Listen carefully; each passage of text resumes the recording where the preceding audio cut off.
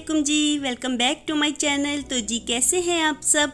मेरे चैनल में आप सबको खुशामदीद और मैं दुआ करती हूँ कि आप सब बहुत ही ज़्यादा अच्छे हों, खुश हों और मज़े में हों और अल्लाह ताला आप सबको खुश रखें, आबाद रखें और महफूज रखें हर किस्म की बीमारियों से, तकलीफ़ों से और नागहानी आफात से।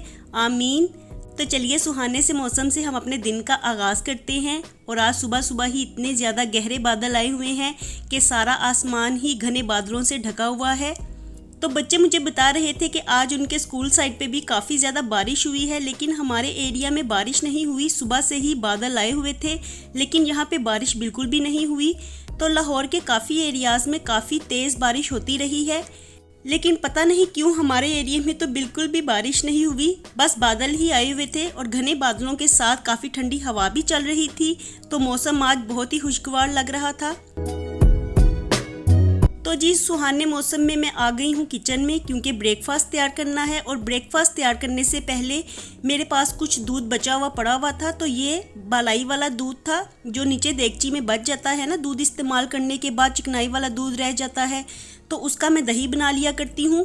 तो बस मैं यही कर रही थी, इसको दही की जाग लगा रही थी और फिर मैंने इसे माइक्रोवेव में रख दिया है, क्योंकि ये काफ़ी गर्म जगह होती है ना, तो दही जल्दी से ही 5 से 6 घंटों में जम के तैयार हो जाएगा। तो दही तो मैंने जमने के लिए रख दिया है। फ़ौरन से मैं अपने लिए चाय बना लेती हूँ। और चाय मैंने बनने के लिए रख दी है। साथ ही आज मैंने बालाई भी निकाली हुई थी। तो मैं सोच रही थी कि इसका देसी घी बना लूँ, हालिस घी जो होता है ना, तो मैं बालाई का देसी घी ही बना लिया करती हूँ। तो इसलिए रात को ही मैंने ये बालाई फ्रीज़र में से निकाल के रख दी थी और अभी अच्छी खासी मेल्ट हो गई थी। तो मैं इसे देगची में इकट्ठा कर रही थी, ताकि फिर मैं इसमें मदानी लगा दूँगी ना, तो फिर देसी घी आसानी से निकल जाएगा। और आज ना मेरी तबीयत कुछ ज़्यादा अच्छी भी नहीं है, क्योंकि कल वैक्सीनेशन करवा के आए थे ना, तो ऐसे लग रहा है जैसे जिस्म बहुत ही ज़्यादा थका हो और थकन सी महसूस हो रही है। बस जी चाह रहा है कि हम लेटे रहें। तो आज मेरा कुछ भी खास काम करने को जी नहीं चाह रहा। तो बड़ी मुश्किल से अभी बच्चे स्कूल से आए थे, तो मैं उनके लिए ब्रेकफास्ट बनाने लगी थी। तो ये हमारा लंच और ब्रेकफास्ट इकट्ठा ही होता है। वैसे तो ब्रेकफास्ट बच्चे स्कूल ही ले जाते हैं लंच बॉक्स में डाल के, और जब वो घर आते हैं तो फिर हम लोगों ने, चूँकि उस वक्त ही ब्रेकफास्ट करना होता है, हम लोग इकट्ठे ही ब्रेकफास्ट करते हैं। तो मैं यही सोचती हूँ कि मैं अकेली अपने लिए क्या ब्रेकफास्ट तैयार करूँ। तो इसलिए फिर मैं बच्चों का वेट करती रहती हूँ कि वो स्कूल से आ जाएंगे तो फिर हम इकट्ठे ही खा पी लेंगे। और क्योंकि अम्मी भी थोड़ा सा लेट ही उठती हैं, क्योंकि रात को देर से सोते हैं सब, तो इसलिए सुबह लेट ही उठते हैं। तो इसलिए फिर हम लोग बच्चों का वेट करते रहते हैं कि वो आएंगे तो सब मिलके ही हम ब्रेकफास्ट कर लेंगे। तो बस यहाँ पे मैंने गेस्ट्स के आने से पहले आलू बॉयल किए हुए थे। तो उस दिन हमारी सब चीज़ें ही ऐसे पड़ी रह गई थी, क्योंकि हमारे गेस्ट आ गए थे।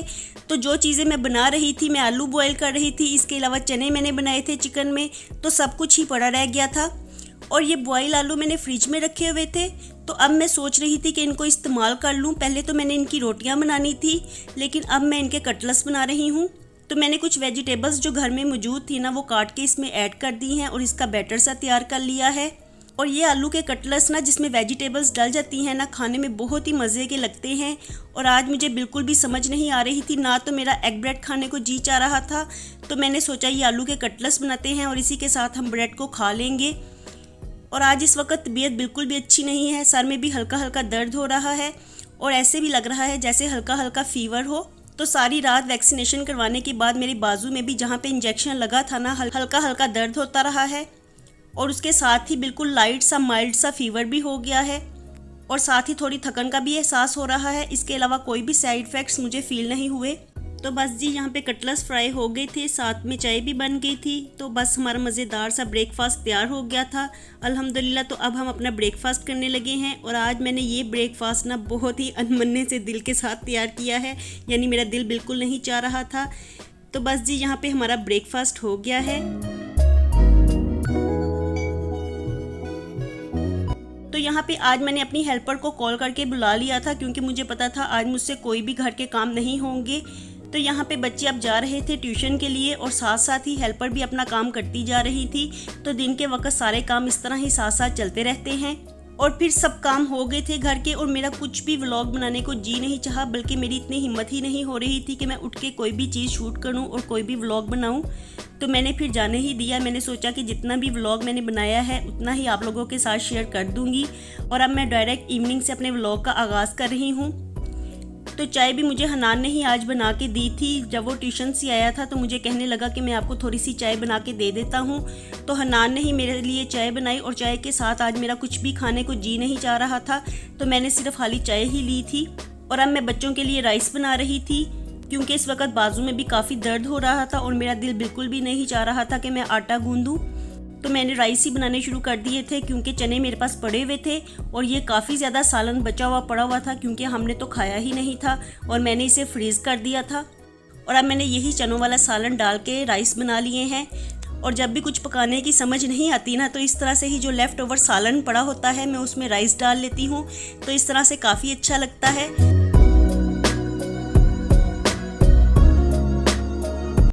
और बस चने ऐड करने के बाद ना यहाँ पे मैंने मुनासिब पानी ऐड किया था, थोड़ा सा गरम मसाला भी ऐड कर दिया था ताकि इसका टेस्ट अच्छा हो जाए।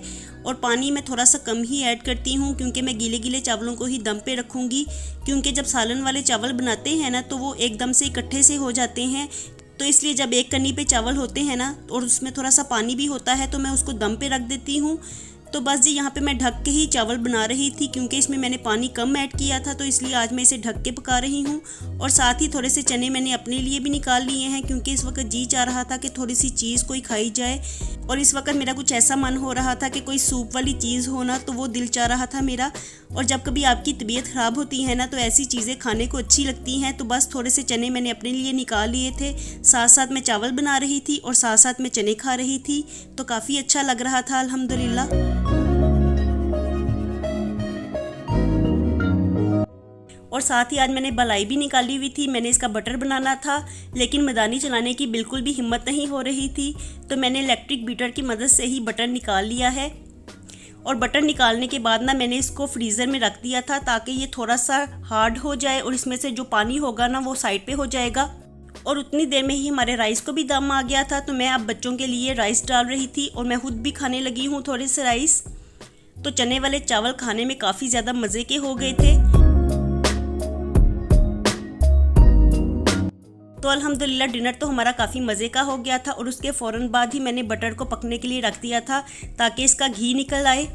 और जब भी बटर का घी बनाते हैं ना तो इसे लो फ्लेम पे पकने के लिए रख देते हैं क्योंकि ये लो फ्लेम पे ही पक पक के फिर इसका घी निकल आता है। और अगर इसको लो फ्लेम पे ना रखा जाए ना तो इस तरह से देगची जल जाती है, तो इसलिए लो फ्लेम पे ही इसको पकाना पड़ता है, जिसमें 2 से ढाई घंटे लग जाते हैं। तो अभी मेरे पास काफ़ी टाइम पड़ा हुआ था क्योंकि नाइट में मुझे देर से ही नींद आती है, तो अभी मैं जाग ही रही हूँ। और वैसे भी बाजू में भी काफ़ी दर्द हो रहा है और सोया बिल्कुल भी नहीं जा रहा क्योंकि करवट लेके मैं लेट ही नहीं पा रही, तो अभी मैं इसलिए जाग ही रही हूँ।